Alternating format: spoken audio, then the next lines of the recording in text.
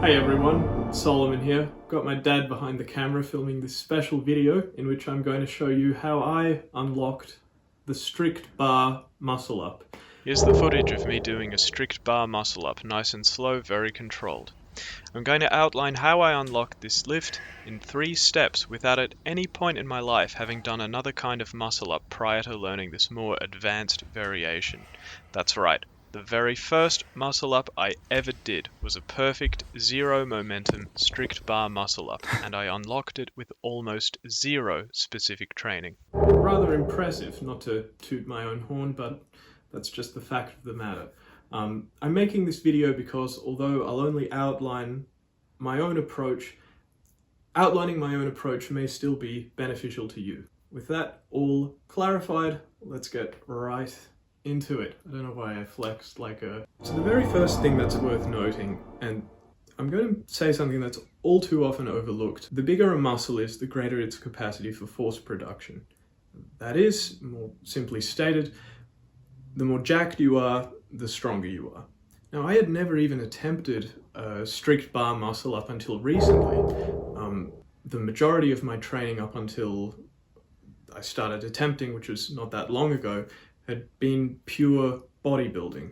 I had built up a base of strength and muscle mass, which served as a great foundation for developing the skills involved in the strict bar muscle up. Before I had even started attempting this lift, I had already built up a great base of strength in lifts such as the weighted chin-up and the bench press. After I had already built a base of strength and muscle mass, I started attempting the false grip. Now, traditionally you might grip a bar like this. When you do a false grip, you sort of cock your wrists and you rest, as it were, the meat of your palms right on top of the bar.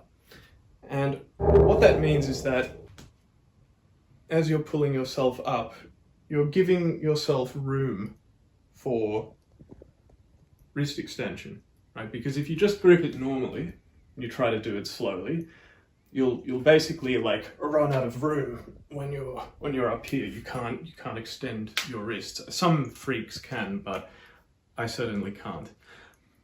So the false grip is almost well, it's not a necessity, but it'll serve you well.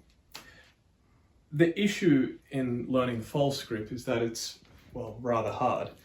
It tends to hurt quite a lot. So the way that I learned it was I would hang for half the duration of my maximum hang time. So I established how long I could hang for. Let's say I was able to hang for 10 seconds. Well, I would just approach the bar throughout the day and hang with the false grip for 5 seconds.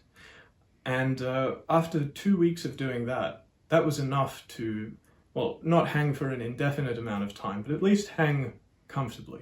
From that point on, it was a simple case of getting lean. So I started learning the false grip when I weighed 84 kilos, obviously a lot fatter. Then I started dieting. I dieted down to 79 kilos. I did it for the first time. Dieted again, down to 71 kilos. Now it's completely effortless. So really there were those 3 things. Number 1, develop a base of general strength and muscle mass. Number 2, learn the false grip. Number 3, get lean. That was my approach, and it was pretty easy. That's about all I had to say. However, it's worth noting that in that 3-step process, far and away the hardest step is cultivating that base of strength and muscle mass.